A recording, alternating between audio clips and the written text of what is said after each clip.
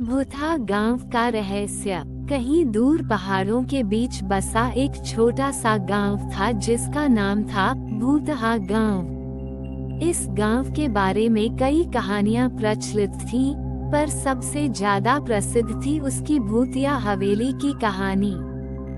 गांव के बुजुर्ग बताते थे कि उस हवेली में किसी समय एक धनी व्यापारी रहा करता था, पर अचानक एक रात उसके पूरे परिवार का कत्ल हो गया। तब से वो हवेली वीरान पड़ी थी। राहुल, जो कि एक उत्सुक पत्रकार था, इस गांव की कहानियों से प्रभावित होकर वहां की सच्चाई जानने के लिए निकल पड़ा। वो अपने दोस्त अमित के साथ गांव पहुंचा। गांव पहुंचने पर उन्हें वहां के लोगों का व्यवहार अजीब लगा।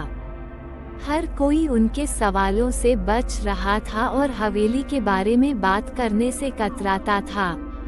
एक रात राहुल और अमित ने तय किया कि वे खुद ही हवेली में जाकर सच्चाई जानेंगे।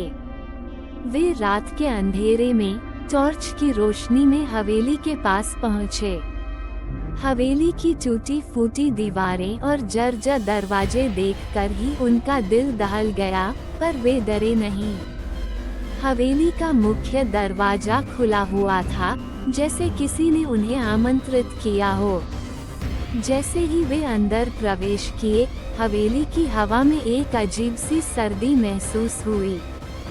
राहुल ने देखा कि दीवारों पर खून के धब्बे थे और फर्श पर टूटे हुए कांच के टुकड़े पड़े थे। अचानक एक जोरदार चीख की आवाज आई।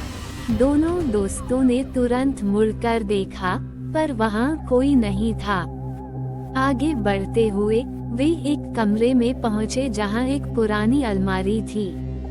अलमारी के दरवाजे को खोलते ही उन्हें एक डायरी मिली।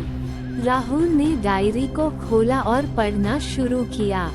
डायरी में लिखा था कि व्यापारी का परिवार किसी तांत्रिक ने मारा था, जो अपनी शक्ति बढ़ाने के लिए बलि देना चाहता था।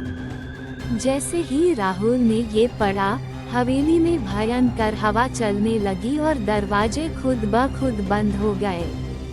अमित ने डर के मारे भागने का प्रयास किया, पर दरवाजे बंद हो चुके थे। अचानक उनके सामने एक छायादार आकृति प्रकट हुई। वह व्यापारी की आत्मा थी, जिसने उन्हें बताया कि वह तांत्रिक आज भी जीवित है और उसी गांव में छिपा हुआ है। राहुल और अमित की रूह कांप उठी। व्यापारी की आत्मा ने उनसे कहा कि वे उस तांत्रिक को ढूंढकर गांव को उसके आतंक से मुक्त करें। ये कहते ही आत्मा गायब हो गई और दरवाजे खुल गए। राहुल और अमित तुरंत हवेली से बाहर भागे और गांव के मुखिया से मिले।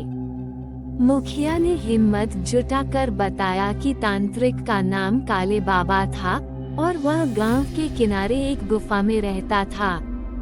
राहुल और अमित ने गांव वालों की मदद से काले बाबा को पकड़ने की योजना बनाई। अगले दिन उन्होंने गुफा में जाकर काले बाबा को धर दबोचा और पुलिस के हवाले कर दिया। गांव वाले राहत की सांस ली और हवेली का रहस्य सुलझने के बाद उस पर से भूतिया का कलंक भी मिट गया। राहुल और अमित ने गांव से विदा ली, पर वह अनुभव उनके जीवन भर के लिए एक डरावनी यादगार बन गया। भूतहा गांव अब एक सामान्य गांव की तरह हो गया, पर हवेली की कहानी आज भी लोगों को रोमांचित करती